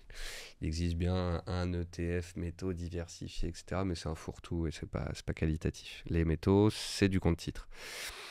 Et on peut aujourd'hui acheter des ETC, qui sont en fait des ETF, mais sur les métaux, les matières premières. Parce qu'il n'y a pas que les métaux, il y a aussi les matières premières agricoles, etc. Mais encore faut-il vouloir spéculer sur des matières premières agricoles. Et là, c'est autre chose encore qui rentre en ligne de compte, c'est les valeurs de l'investisseur. Moi, par exemple, ça, j'ai fait une croix dessus et aller spéculer sur le café arabica ou le cours du sucre, voilà, c'est pas pour moi. C'est trop, quoi, ça demande trop de suivi, il y a trop de Oh facteurs. non, c'est que tu joues sur des effets de guerre dans des pays, de famine dans d'autres ou de maladies de la plante. Donc tu paries sur un événement de merde. J'ai pas envie de gagner de l'argent quand ça va mal, si tu vois. Ouais, karma, quoi. Ouais, un petit peu ça. Sans parler du fait que c'est extrêmement difficile à trouver les bons produits, les échéances, les futurs, etc. Ça, c'est... Bon, donc on reste sur... Donc on reste sur les métaux précieux. ETC, or, argent, platine, palladium, cuivre, fonction de si on veut plus ou moins du précieux, plus ou moins jouer l'électrification de la planète avec le cuivre, plus ou moins la diversification des métaux précieux avec le palladium, ou bien parce que en ce moment, et ce depuis un an et demi, on parle aussi beaucoup de l'uranium. Donc ça, c'est des choses très intéressantes. Ou bien tu as des services qui te permettent d'acheter des pièces et des lingotins et des lingots dans des coffres sécurisés. Moi, je travaille avec Gold Avenue qui est à Genève. Et en fait, c'est la société qui vend aux particuliers, qui est adossée à un grand groupe mondial qui s'appelle PAMP et qui est un des plus gros fondeurs d'or de la planète. Ils ont les fonderies dans le Vexin en Suisse, comme beaucoup de gros fondeurs de la planète qui sont tous dans une zone, je pense, quasi militaire, protégée et tout. Bunker. Voilà. Et tu peux même mettre en place un DCA où tu vas acheter, une fois que tu atteins les montants, disons que tu mettes 100 ou 200 euros tous les mois dans ton DCA sur or ou argent, dès qu'on arrive à certains chiffres, hop, ça te met une pièce, ça te met un lingotin, ça te met une once d'or dans ton coffre en Suisse, à distance, sécurisé, hors du système bancaire traditionnel, que tu peux te faire livrer aussi chez toi. Pas forcément recommandé pour des questions de sécurisation. Mais... Voilà, ça ne l'est pas, mais si tu veux pouvoir le faire, pouvoir juger du fait qu'ils en aient bien, ouais, sur le côté concret, l'offrir à un petit-neveu, etc. Et puis après, si c'est un achat ponctuel, curieux, etc., tu as des boutiques à Paris. Je sais plus quel est le nom de la rue, si c'est Vivienne ou autre, mais bon, tout comme il y a une rue avec les restos japonais, il y a une rue avec les magasins d'or qui ont pignon sur rue. Et voilà, si tu veux acheter un Napoléon ou une petite pièce pour aller offrir, pareil, à quelqu'un de ta famille, avoir un souvenir, c'est pas mal. Après, il y a des choses qui sont intéressantes avec l'or. C'est que ça vient cocher des cases chez des gens qui n'auraient pas du tout confiance dans le système. Il y a des gens qui achètent de l'or physique parce qu'ils veulent pouvoir le transmettre avec le temps, ne plus payer d'impôts dessus. Tu vas avoir une imposition qui va être dégressive avec le temps. Si tu te gardes plus de 22 ou 23 ans... si on conserve bien les certificats d'achat... Voilà. Mais bon, souvent ça disparaît en fait, les preuves d'achat, de machin, de trucs. Puis, à garder sur 20 ans, c'est compliqué quand même. Et puis ça se transmet dans les familles comme ça, des Napoléons ou autres qui allaient d'un enfant à un autre. Ça, j'avais reçu Jean-François Faure de Coffre.com. Et pareil, lui, il expliquait en fait que c'est a priorisé. Valait mieux aller vers des pièces, des Napoléons ou autres, plutôt que des lingots, ne serait-ce que pour le côté fractionnable.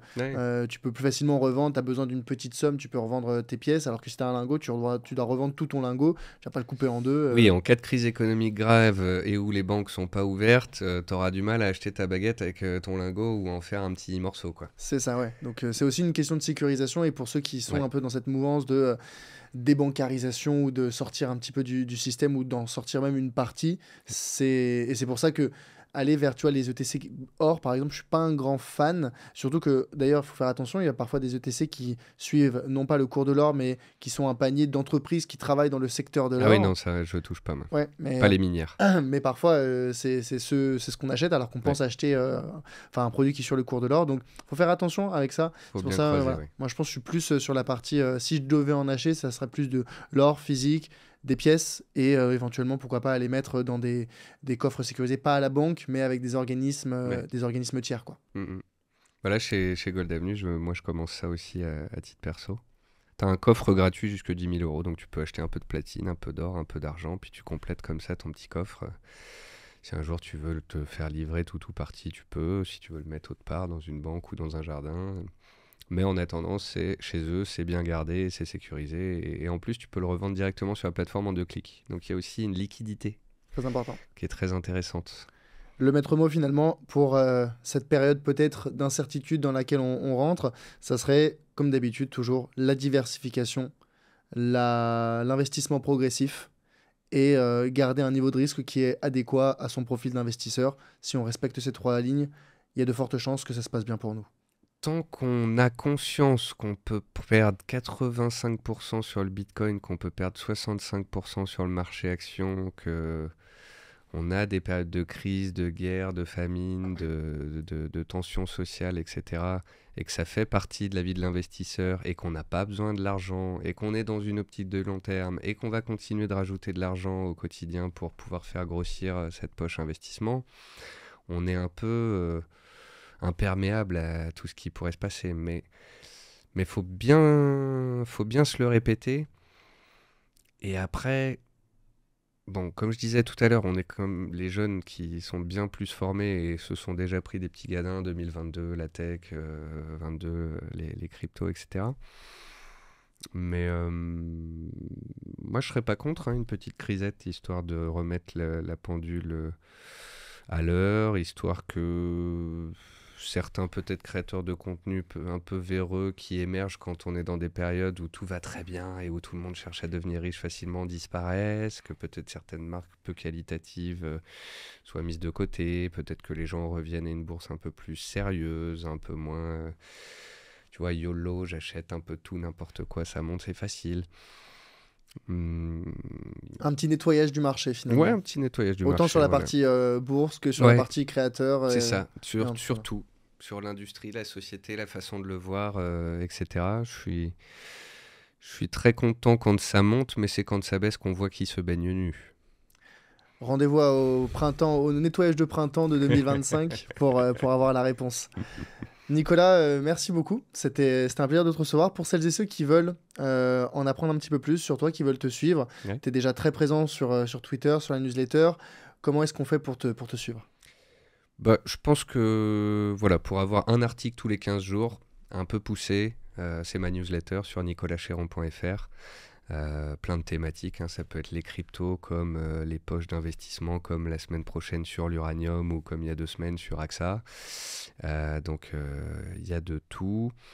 Et puis dedans, parfois je mets en avant des articles, d'autres émissions, certaines vidéos spéciales que je fais. Ma chaîne YouTube, Nicolas Chéron, en fait sur tous les réseaux, vous tapez Nicolas Chéron, vous me trouverez. Voilà, fonction de si on veut plus des trucs sérieux sur LinkedIn, si on veut me voir cuisiner des rougailles saucisses à La Réunion, on en aura un peu plus sur Instagram. Il y en a pour tout le monde. Il y en a pour tous les goûts. Mais tout ça dans un mindset de partage, d'éducation, de vulgarisation, parce qu'il y a pas mal de chemin qui a été fait, mais il y en a encore beaucoup à faire. On l'a dit plus tôt, c'est difficile pour les particuliers qui veulent se renseigner, savoir qui suivre.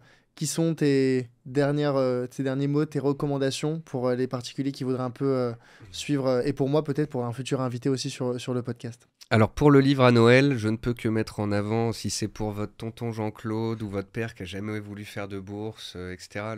Mathias Bacchino, je pense que là j'ai lu son bouquin avant qu'il sorte, c'est vraiment un moyen de montrer aux Français pourquoi il faut et il faudra continuer de s'éduquer financièrement et comment aider ses proches à le faire. Un peu plus sur... il est là. je le lisais sur le chemin, donc le hasard a quand même fait le travail. Mathias, Excellent livre. J'attends qu'il me le dédicace demain pour pouvoir le ramener à la maison. Ouais, fini, Autre bouquin très sympa, ouais, Le Prince des ETF, hein, que je connais très bien et qui est très quali, parce qu'il y aura aussi le comment faire avec toutes ces notions d'ETF, de spécialité, etc. Je suppose que tu as eu Édouard Petit ici. Ouais, bien sûr. Oui, Bien sûr. obligatoirement. J'ai reçu tout le monde, en fait, j'ai fait le tour là. Ouais. Alors, quelqu'un que je ne connaissais pas bien personnellement, que je lisais sur les réseaux, etc. Et j'en ai parlé plusieurs fois tout à l'heure, je te dis, c'est Christophe Barrault. Ah oui. Meilleur prévisionniste macroéconomiste français, et ce depuis plusieurs années sur différentes zones économiques. Classement Bloomberg mondial, c'est le GOAT de la macroéconomie. Et c'est intéressant d'avoir ces clés de lecture sur cet échiquier planétaire. Christophe Barrault. Eh ben, écoute, je prends note pour potentiellement l'inviter pour un prochain épisode. Encore merci, Merci à Nicolas, toi. et à une prochaine fois. À bientôt.